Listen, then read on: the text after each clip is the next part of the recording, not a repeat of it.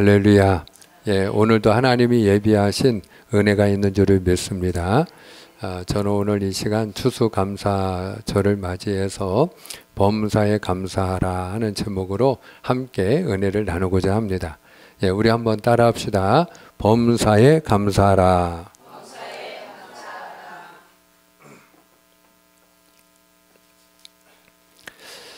예, 오늘 저와 여러분이 추수감사절을 맞이해서 추수감사 예배를 하나님께 드리고 있어요. 자, 근데 추수감사절은 어떻게 해서 드리게 되었나? 여러분, 두 가지 이유가 있어요. 첫 번째는 우리가 추수감사절을 지키는 이유는 하나님의 명령이기 때문에 그래요. 자, 우리가 출애굽기 23장 16절 말씀인데요. 우리 한번 같이 봉독합니다. 시작. 맥추절을 지키라. 이는 내가 수고하여 밭에 뿌린 것의 첫 열매를 거둠이니라. 수장절을 지키라. 이는 내가 수고하여 이룬 것을 연말에 밭에서부터 거두어 저장함이니라. 아멘. 자, 오늘 말씀해 보니까 맥추절을 지키라. 너희가 처음 거두어 저장했기 때문이다. 우리가 7월 첫째 주에 맥추 감사절을 지켰어요. 자, 근데 하나님이 두 번째 또 지키라고 하는 감사절이 있는데 그게 수장절입니다. 수장절을 지키라. 이렇게 하나님이 명령을 하셔요. 그러면 이 수장절은 무슨 절기냐? 이게 바로 추수감사절이에요. 수장절은 거둘 숫자에 저장할 장자입니다. 그러니까 거두어 드리고 저장한 다음에 하나님 앞에 너희가 감사함으로 절기를 지켜라. 그래서 수장절을 지키는 거예요. 그래서 오늘 저와 여러분이 하나님의 명령을 따라서 이 연말에 모든 것을 거두게 하시고 하나님의 은혜 가운데 여기까지 도우신 그 은혜 감사하여 우리가 추수감사절을 지키는 거예요.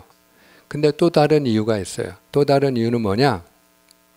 역사적으로 추수감사절을 지키는 것은 교회의 아름다운 전통이기 때문에 그렇습니다.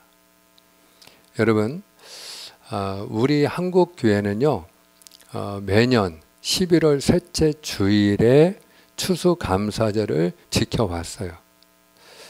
처음에 우리나라에 미국 선교사들이 들어와서 복음을 전했고 교회를 세웠어요. 그리고 그 미국 선교사들이 1904년도에 처음으로 11월 셋째 주일에 추수감사절을 지킵니다. 근데 미국 선교사들이 11월 셋째 주일을 추수감사절로 지킨 이유는 무엇 때문이냐? 그 다음 주간이 본인들이 본국에 돌아가면 지켜야 될 추수감사절이 있기 때문에 그래요.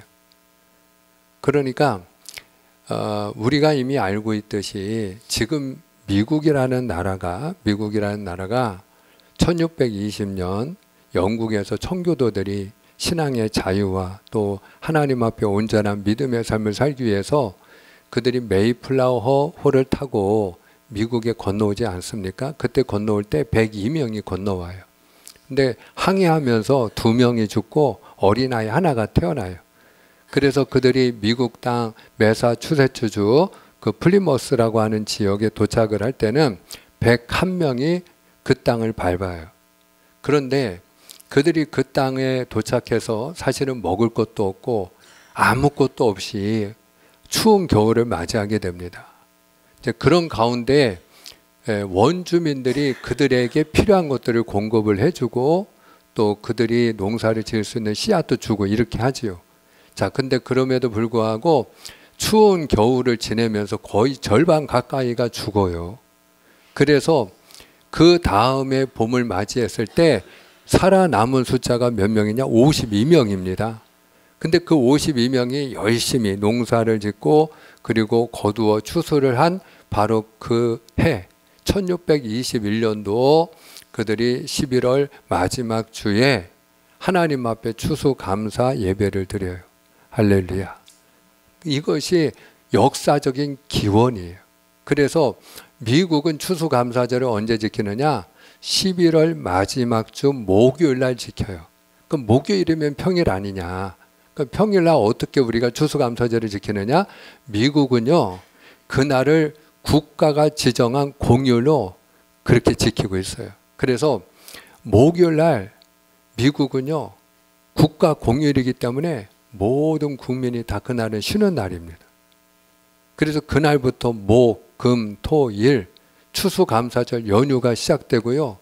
미국인들에게 있어서는 뭐 믿는 사람이나 안 믿는 사람이나 자기 조상 때부터 이렇게 지켜오던 절기이기 때문에 이 추수감사절이 얼마나 큰 절기인지 몰라요. 그러면 유대인들은 이 추수감사절을 언제 지키느냐? 여러분 수장절을 지키라 그랬잖아요. 그러니까 유대인들도 자기 땅에서 수장절, 이 추수감사절을 지키지 않겠어요? 그럼 그들도 수장절을 지켰는데 언제 지켰느냐? 금년의 경우에는 10월 15일, 지난달이죠. 10월 15일부터 23일까지 일주일 동안 그들이 이 수장절, 추수감사절을 지켰어요. 유대인들에겐 이 추수감사절은 더 큰 절기예요. 그래서 그들은 한 주간 내내 하나님 앞에 감사하며 이 추수감사절을 지킵니다. 그런데 오늘 저와 여러분은 지금 언제 우리가 추수감사절을 지키고 있죠? 11월 첫째 주에 우리는 지금 하나님 앞에 추수감사 예배를 드리고 있어요. 그러면 뭐 우리가 한국교회 전통을 따라서 11월 셋째 주에 드리든지 아니면 유대력에 맞춰서 뭐 10월 중순에 드리든지 아니면 지금 미국이 지키는 것처럼 11월 마지막 주에 드리지 왜 우리 교회는 11월 첫째 주일이냐? 여러분 뭐 다른 이유가 아니고요. 사실 우리나라의 경우에는 10월 중에 벼수학이 다 끝나고 다 저장을 합니다. 예. 그리고 제가 이렇게 날씨를 봤더니요.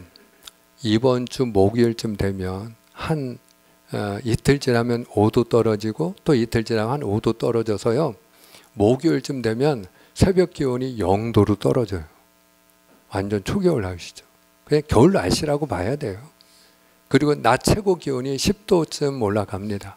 그러니까 오늘 날씨보다 며칠만 지나가도 한 10도가 떨어져서 초겨울 날씨가 돼요. 그러니까 사실상 11월 셋째 주일에 우리가 우리 한국의 전통을 따라 추수감사 예배를 드리면 그냥 겨울에 우리가 추수감사 예배 드리는 느낌이에요.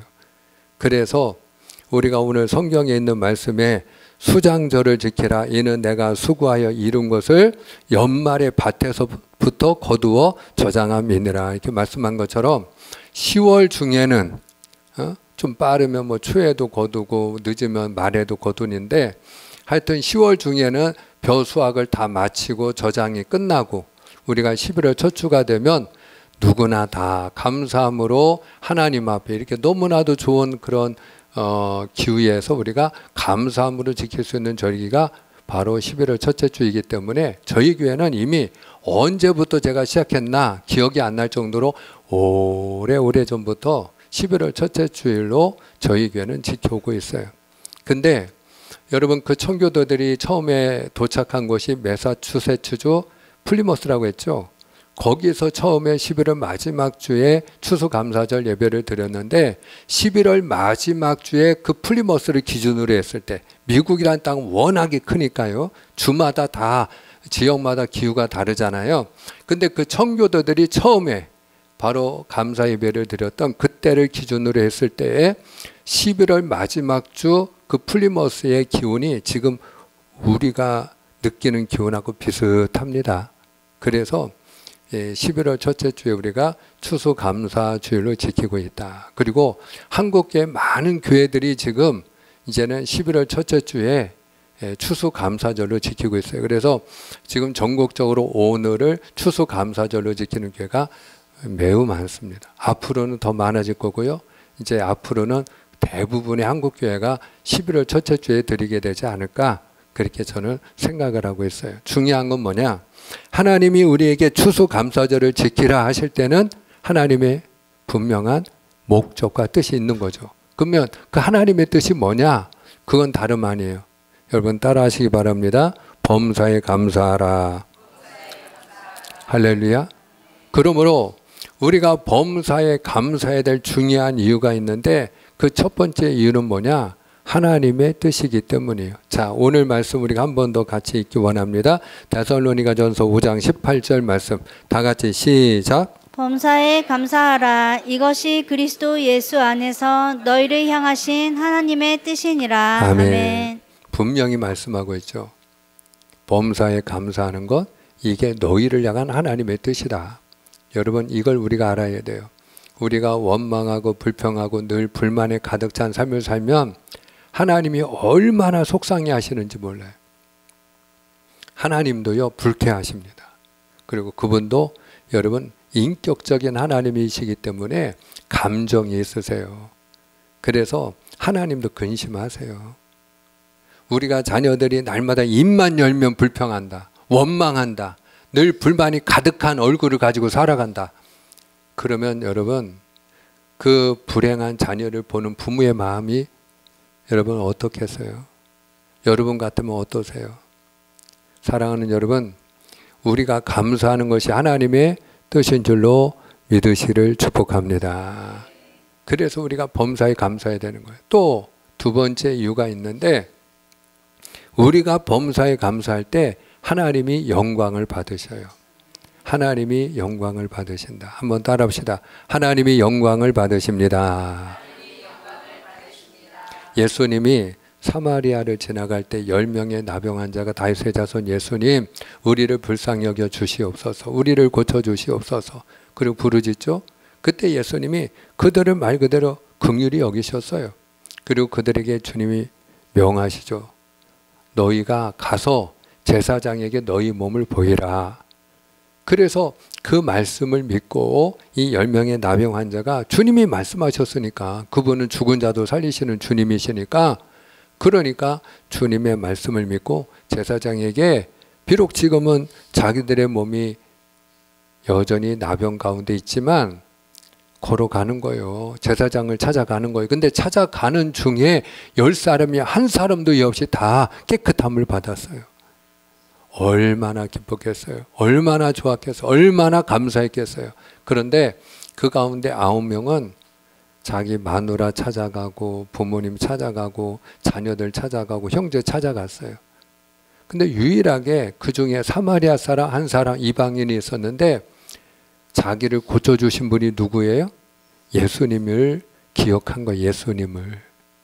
예수님 때문에 내가 이 저주받은 나병에서 노인받았다. 얼마나 감사한지 예수님께 그가 달려와서 예수님 앞에 무릎 꿇고 감사를 드려요. 그때 예수님이 하신 말씀이에요. 누가복음 17장 17절입니다. 제가 17절, 여러분이 18절, 19절까지 우리 한번 교독합니다.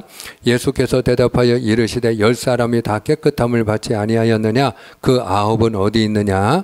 이 이방인 외에는 하나님께 영광을 돌리러 돌아온 자가 없느냐 하시고, 다 같이 그에게 이르시되 일어나 가라, 내 믿음이 너를 구원하였느니라 하시더라. 아멘. 10사람이 다 깨끗함을 받지 아니했냐? 근데 그 9은 어디 있느냐? 그러면서 예수님 앞에 돌아와서 감사하는 그 이방인을 향하여 오늘 18절에 보면은 예수님이 뭐라고 말씀하셔요?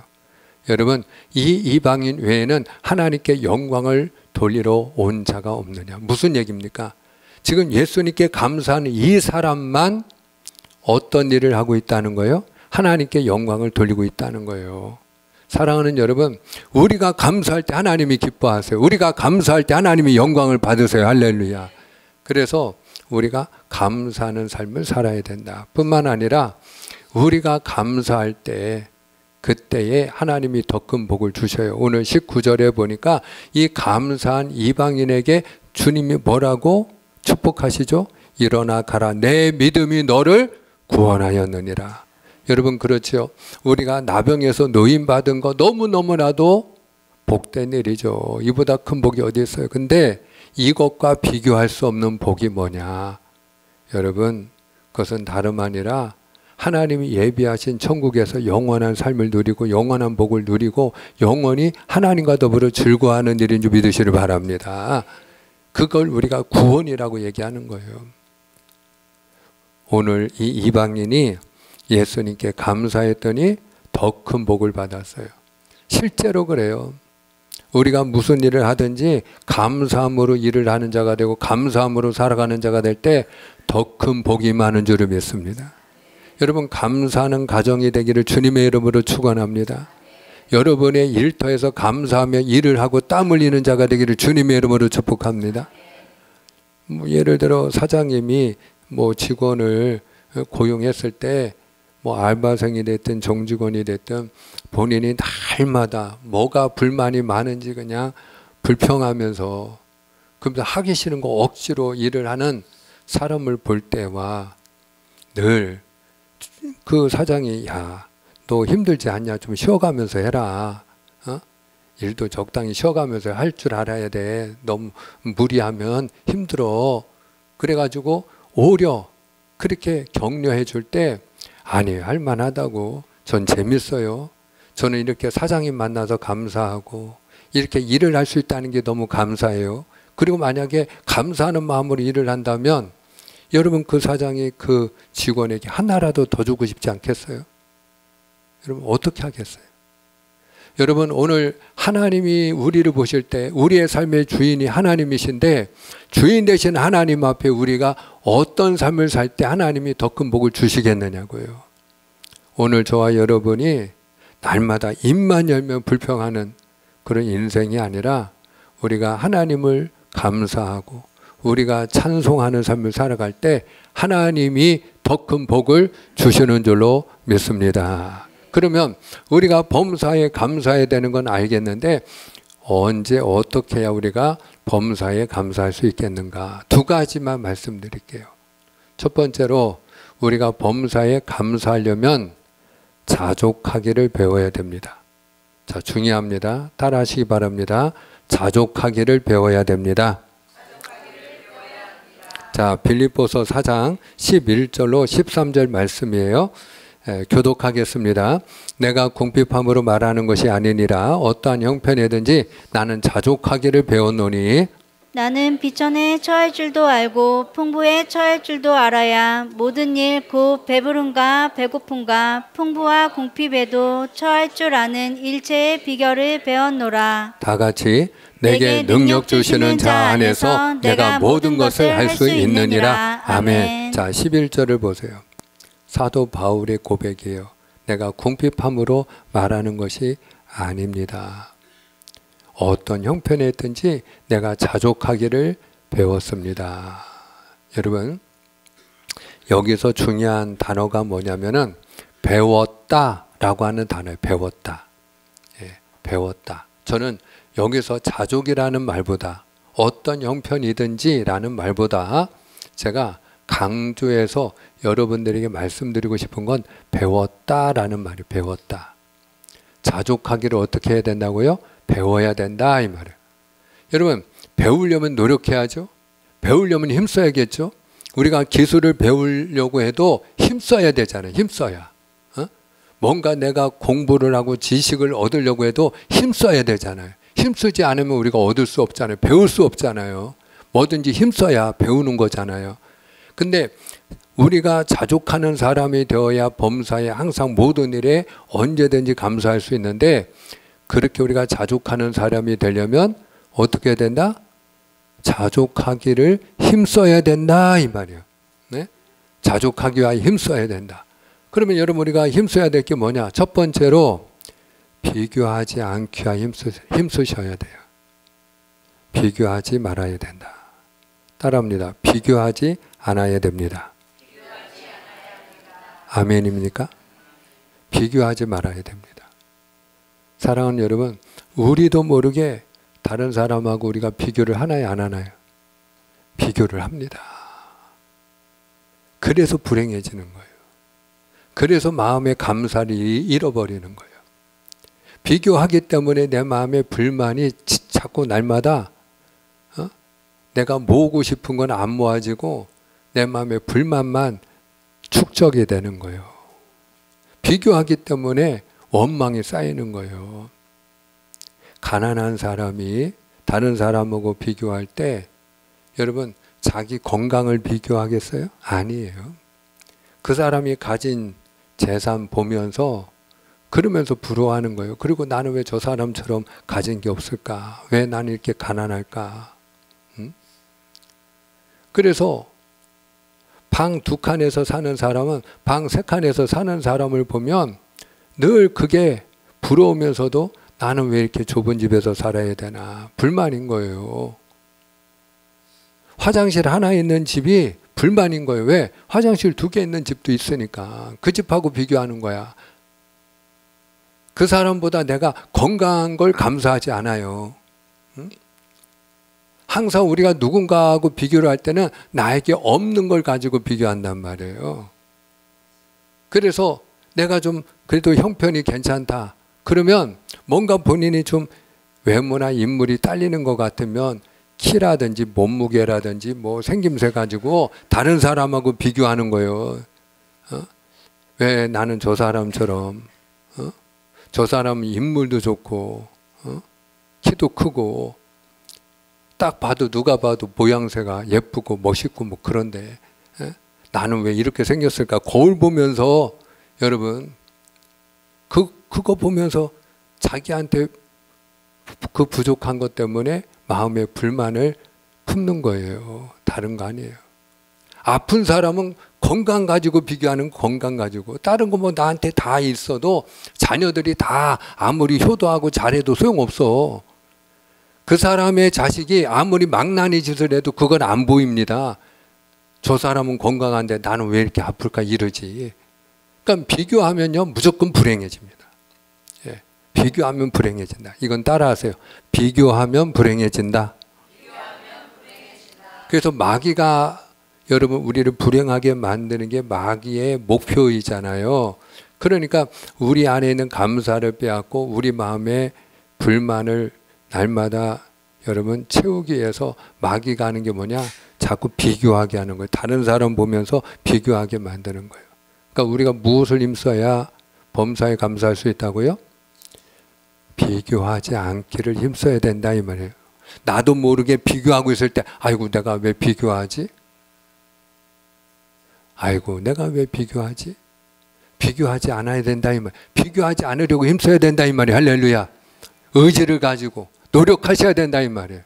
여러분 비교하지 않으려고. 아멘입니까? 아멘입니다. 너무너무 중요합니다.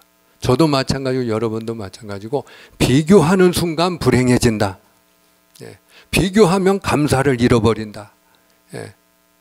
비교하면 그때부터 여러분 우리가 소중한 걸 잃어버리는 거예요. 내 마음에 불만이 쌓이는 거예요. 그리고 우리가 자족하기를 배워야 되는데 그 일을 위해서는 나에게 없는 것이 아니라 내게 있는 것을 보려고 힘써야 돼요. 누구나 내게 없는 걸 자꾸 본단 말이에요. 근데 여러분 나에게 없는 게 자꾸 크게 보이기 시작하면 열등감에 사로잡힙니다. 열등감에. 다윗이 골리앗과 여러분 싸웠잖아요. 근데 다윗이 골리앗과 자기를 비교하던가요? 비교하지 않아요. 여러분 다윗이 골리앗과 비교할 때 다윗에게 있는 그 체력이 있습니까? 아니면 신장이 있습니까? 아니면 칼과 단창이 있습니까? 투구가 있습니까? 뭐가 있습니까? 아무것도 없어요. 그런데 여러분 다윗이 골리앗에게 있는 게 나한테 없다고 해서 열등감에 그가 빠지지 않아요. 오히려 내게 있는 것을 보는 거예요. 그러면 다윗이 자기에게 있는 걸 뭘 봤죠?